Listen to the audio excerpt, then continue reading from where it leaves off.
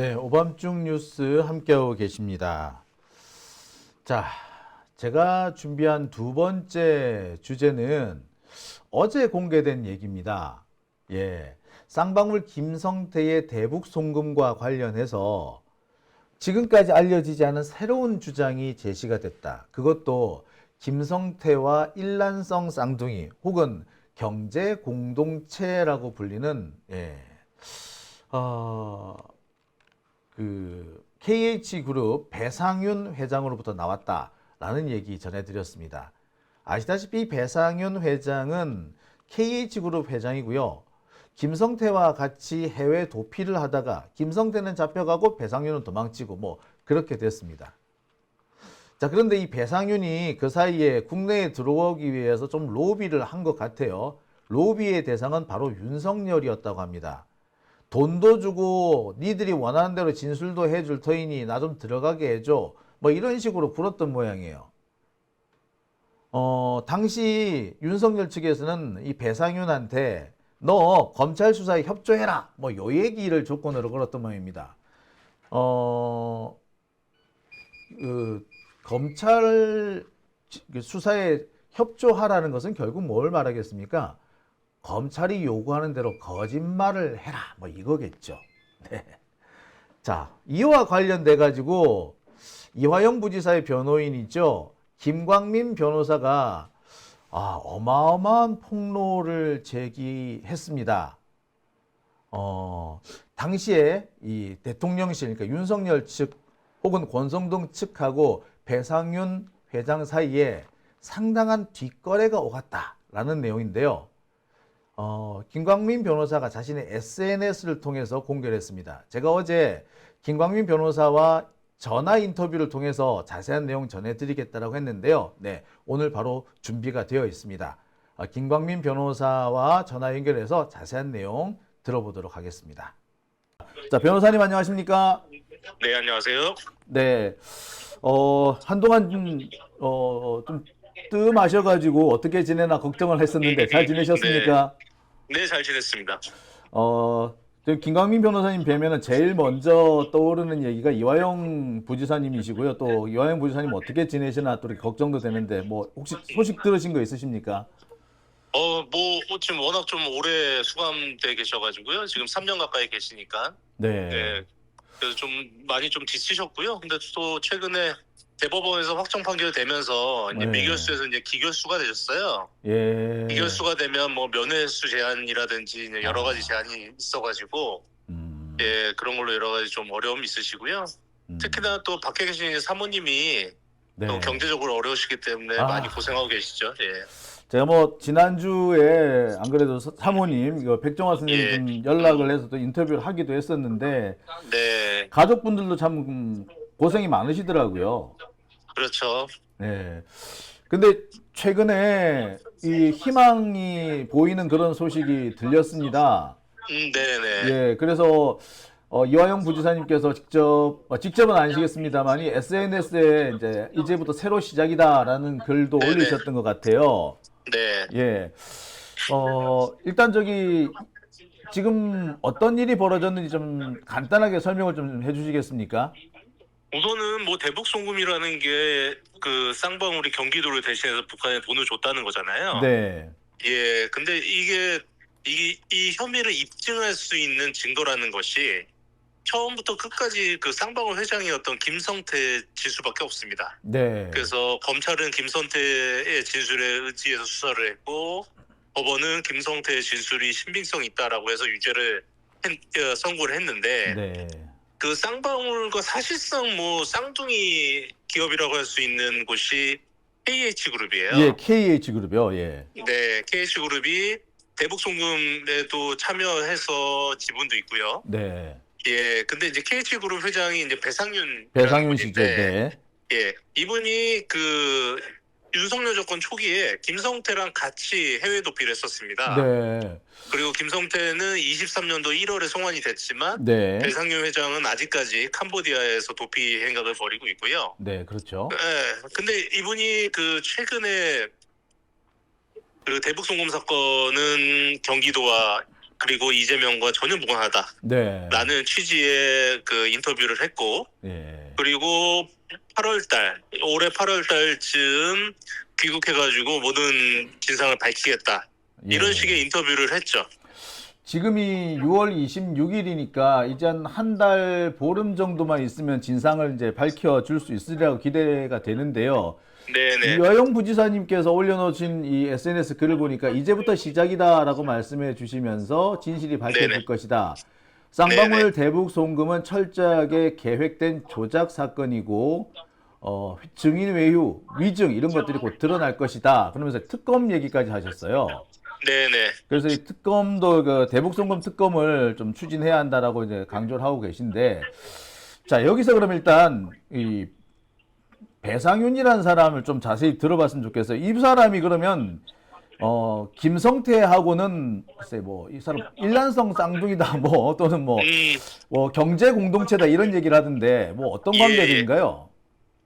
나이는 이제 호적상으로는 1살 차이 나는 형 동생이고요. 예. 예, 뭐 다들 아시겠지만 이제 김성태는 그 사채업을 그렇죠. 통해서 이제 재벌까지 올라간 케이스잖아요. 그렇습니다. 예. 근데 어렸을 때부터 소위 말하는 이제 건달 세계, 예. 건달 세계에서 김성태랑 배상윤이 같이 커온 동지적인 관계고, 그러면서 같이 이제 뭐 돈을 벌어서 김성태는 쌍방울, 배상윤은 KH그룹으로 성장을 한 거고요. 네. KH그룹과 쌍방울은 뭐 사실상 서로 혼재돼 구분이 어려울 정도로 사업이 섞여 있기도 하고, 그 다음에 그 대북송금 자금을 마련할 때, 그 김성태가 KH 자금을 끌어다가 마련하기도 했고, 야, 또 하나는 북한에 이제 투자하는 뭐 여러 가지 기업들이, 쌍방울계 기업들이 있었는데, 네. 그 기업들 중에 KH 기업도 상당히 많이 끼어 있고,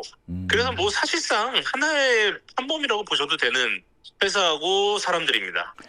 뭐 저도 맨 처음에 이 대북 송금 사건 취재를 할 때 항상 보면은 쌍방울하고 KH그룹이 같이 등장을 했는데 어느 순간부터 네네. 이제 쌍방울만 나오더라고요. 근데 예, 말씀하신 건 내용을 들어보면은 뭐 쌍방울이 KH그룹이고 KH그룹이 쌍방울이다 뭐 이렇게 볼 수 있다는 말씀이시죠? 그렇습니다. 그러면은 이 배상윤 씨도 이 대북 송금에 대해서 잘 알고 있는 분이다 이렇게 보시면 되겠네요. 그렇죠. 잘 알고 있는 정도가 아니라 사실상 함께 했던 사람이라고 봐야죠. 공범이다. 그렇죠. 예. 예. 근데 이 배상윤 씨가 들어와가지고 어떤 폭로를 할지 상당히 궁금한데, 일단 아무래도 제일 중요한 거는 이 쌍방울의 대북 송금이 소위 말하는 이 주가 조작을 위해서 북한과 네. 쌍방울이 짜고 벌인 일이며, 경기도나 이재명 당시 경기도지사는 전혀 알 수 없었다. 뭐 요 얘기를 주로 할 거 아니겠습니까? 그렇습니다. 예. 네. 근데 가만히 보니까 이 배상윤이라는 사람이 윤석열 측하고 뒷거래를 좀 하려고 했던 모양이더라고요. 네네. 그게 24년도 5월, 6월, 7월경으로 보이는데요. 네. 예, 그 당시를 보면 그 대북송금 사건 항소심에서 네. 뭐 소위 말하는 진수쌤이나 연어술바티 뭐 이런 이슈들이 나왔을 때고, 네. 또 하나는 19년도 2차 평화대회 때 그 북한의 리오남이 필리핀 마닐라에 없었다라는 증거들이 막 나오고, 그렇죠. 이런 시점이었어요. 이런 시점이었는데 이 시점에 그 KH 강원개발이라고 네. KH 그룹의 주력 사업 중에 하나인 알펜시아 리조트를 네. 인수하기 위해서 만든 특수목적 법인인데, 네. 이 법인의 부회장을 역임했던 조모 씨가 예. 김성태의 오더를 받고 윤석열 대통령실 그리고 그 국민의힘의 권성동 의원과 접촉을 해서 배상윤 회장의 귀국, 그리고 귀국 이후에 검찰에서 해야 되는 진술, 그 다음에 거기에 따른 뭐 형량 거래 이런 것을 했던 정황들이 녹취록으로 나왔죠. 형량 거래까지 했다면 이거 완전 짜고 치는 말 그대로 짜고 치는 고스톱인데. 네네. 이게 이런 형량 거래에 대통령실이 직접 관여를 했다는 말씀이신 거죠? 윤정식이라고요. 네. 윤석열 대통령 대선 캠프 언론 특보를 했던 분인데, 네, 네. 이분한테 윤석열 대통령과의 독대를 요청을 합니다. 독대를 요청하고 실제로 독대 과정 속 독대해서 뭐 이러이러한 저런 걸 하면 플리바깅을 할 수 있다. 이런 식의 대화가 나오는 녹취가 공개가 됐고요. 네. 그다음에 이제 권성동 의원한테는 네. 검찰이 배상윤 회장이 들어와서 이러이러한 진술을 해주면 검찰 쪽도 뭐 협조를 해준다. 그리고 심지어 권성동 의원은 그 돈 얘기까지 해요. 돈 얘기요? 우리가 이런 걸 봐주면 뭐 금액을 내가 얘기하지 않지만 뭐 이런 식으로 얘기를 해서 돈을 달라는 얘기까지 합니다. 그러니까 결국엔 배상윤 씨를 통해 가지고 배상윤 씨 감옥에 안 보내고 안 보내는 네네. 대신에 검찰이나 윤석열 정권이 원하는 진술을 해주는데, 그러니까 권성동 씨는 거기서 그러면은 일종의 거간꾼 역할을 하면서 중개료를 먹으려 했다, 뭐 이렇게 볼 수도 있는 건가요? 그랬던 걸로 보입니다. 액수가 40억 이렇게 얘기를 하던데 액수가 이 액수가 맞습니까? 전화 녹취, 그러니까 그 조모 씨와 권성동의 전화 통화 녹취에서는 네. 뭐 그냥 돈 얘기만 하고 액수는 안 나오는데요. 네. 거기에 대해서 이제 조모 씨의 진술은 권성동이 그 당시에 요구했던 금액이 40억이다라고 진술을 했습니다. 이게 정말 이 녹취록이 지금 아직 공개가 안 된 것으로 보이는데, 공개가 혹시 됐나요, 녹취록이? 통화 녹취는 공개가 됐고요. 예. 그러니까 조모 씨와 권성동의 통화 녹취, 조모 씨와 윤정식 특보관의 통화 녹취는 공개가 됐고, 네. 조모 씨가 따로 이제 그 당시 상황에 대해서 진술하는 내용은 아직 공개되지는 않았습니다. 네. 이 통화 녹취가 상당히 파급 효과가 클 것 같다라는 그런 전망들을 많이들 하시더라고요. 네네. 이게 만약에 좀 더 본격적으로 수사에 들어가게 되면은 이거는 네. 글쎄 권성동 의원 같은 경우도 그 자리를 보존하기 어렵지 않겠나 생각도 듭니다. 명확하게 뇌물죄에 해당하기 때문에요. 네. 예, 수사받고 이게 사실이라고 하면 당연히 처벌받아야 되죠. 야, 정말 저는 상상하기도 어려운 이런 거래가 진행되고 있다는 얘기인데, 그러면은 배상윤 씨는 검찰이 원하는 진술도 해주고 돈도 갖다 바치고 그래서 이제 처벌을 피해보겠다 이런 생각을 했던 거군요. 그렇죠. 그러면 되게 지금 얘기가 다 잘 된 거예요, 그죠? 뭐 돈 얘기까지 다 됐으면. 근데 갑자기 왜 이게 어긋나게 됩니까? 일단은 조모 씨의 주장은, 그러니까 요 협상을 하는 게 이제 김성태 오다이에서 협상을 했고, 네. 근데 배상윤 회장이 최종적으로 나는 그런 허위 진술을 못 하겠다. 이렇게 틀었다라고 조모 씨는 주장을 하고요. 예. 그리고 이제 좀 시기적으로 보면 24년 5월, 6월, 7월 경에 이게 이루어졌는데, 아하. 그해 9월 달에 이제 명태균 사건이 터집니다. 그렇죠.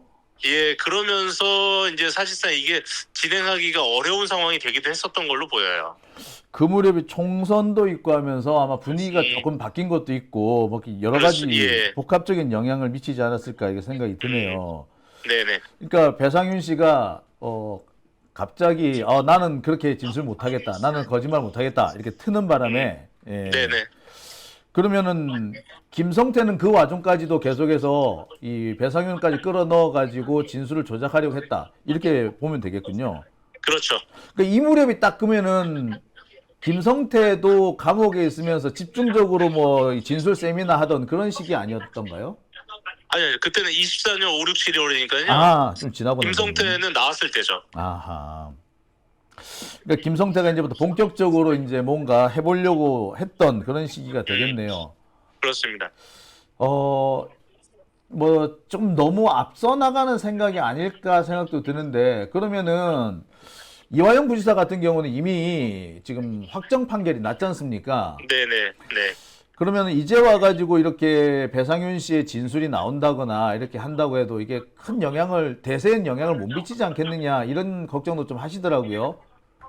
우선은 당연히 사면이 먼저 돼야 되고요. 네. 예, 그 다음에는 이거는 뭐 특검 조사를 안 할 수가 없을 것 같습니다. 그렇죠. 그 특검을 통해서 김성태가 위증을 했다는 게 밝혀진다고 하면, 네.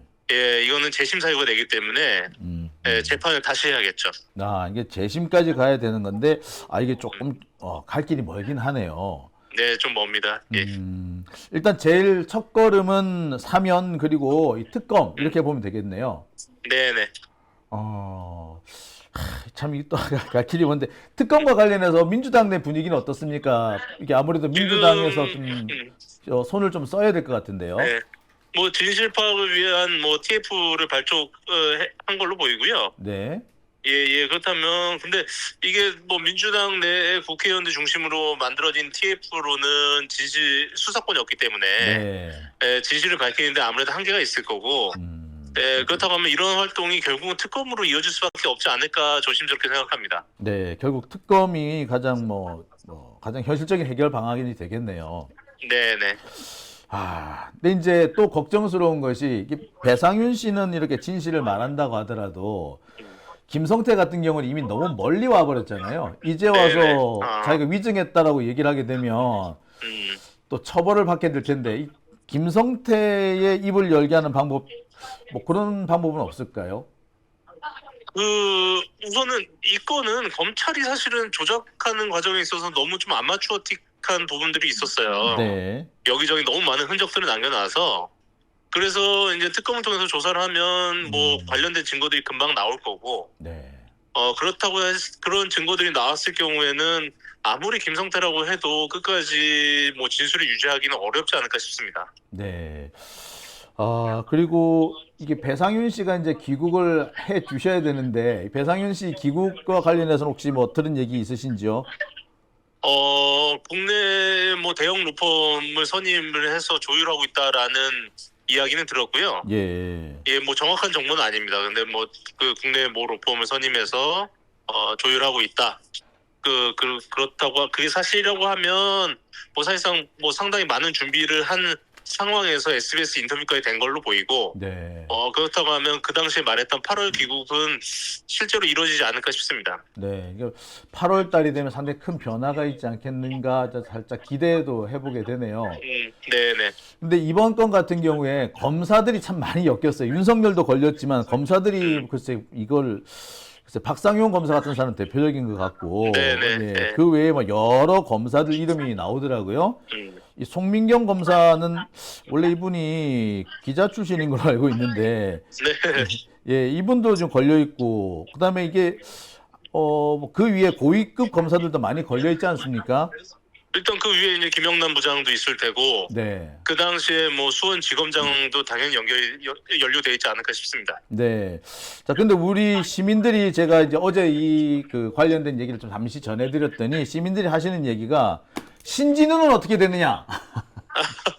신진우 부장판사 이걸 어떻게 해야 되는데 신진우는 어떻게 되느냐? 신진우 탄핵되느냐? 뭐 이렇게 얘기를 하십니다.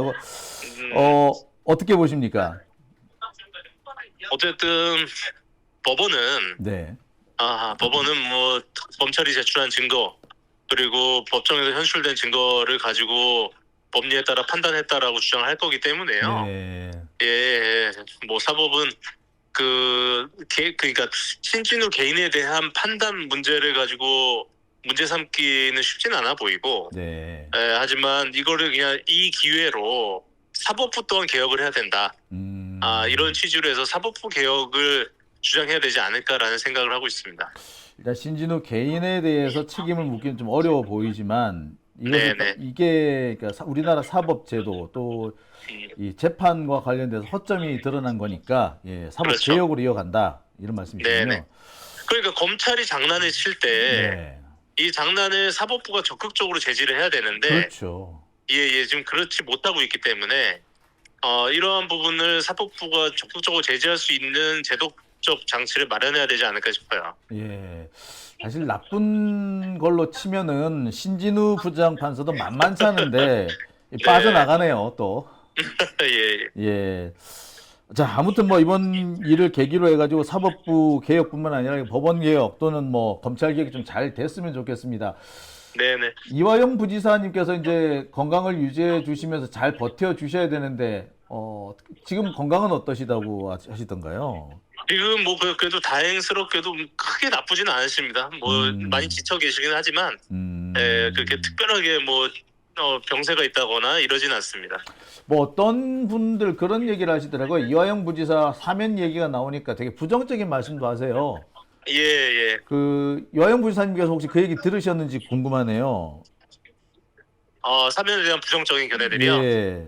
그런 얘기 많이 들으셨고요. 아이고. 그래서 이제 본인도 이제 당신의 사면 얘기하는 거 상당히 주저하셨는데, 아하, 예. 근데 이번에 뭐 이렇게 아예 이게 조작 수사라는 결정적인 증거들이 나온 이상, 저희 쪽에서도 사면 이야기를 전면으로 해야 되지 않을까 생각합니다.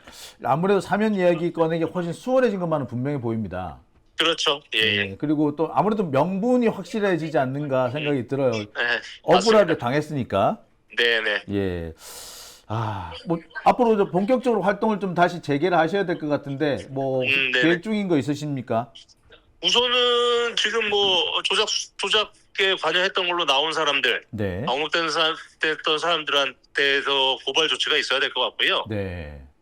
그 다음에는 지금 민주당에서 TF 구축해서 대응을 하니까 네. 거기에 발맞춰서 진실 밝혀지도록 좀 노력을 해야 될 거고, 그 다음에는 이게 윤석열 검찰, 이화영을 비롯해서 윤석열 검찰을 위해서 억울하게 지금 옥에 계신 분들에 대한 사면을 전면적으로 좀 주장을 하고 국민들에게 좀 호소를 하는 작업을 할까 생각합니다. 네, 그렇군요. 우리 김광민 변호사님께서 또 활약을 많이 하셔야 될 것 같습니다. 네네. 네. 앞으로 이 관련된 소식이 또 새로운 소식이 있으면 또 연락드리겠습니다. 그때도 많은 소식 네네. 전해주시기 바랍니다. 네, 감사합니다. 네, 오늘 감사합니다. 네.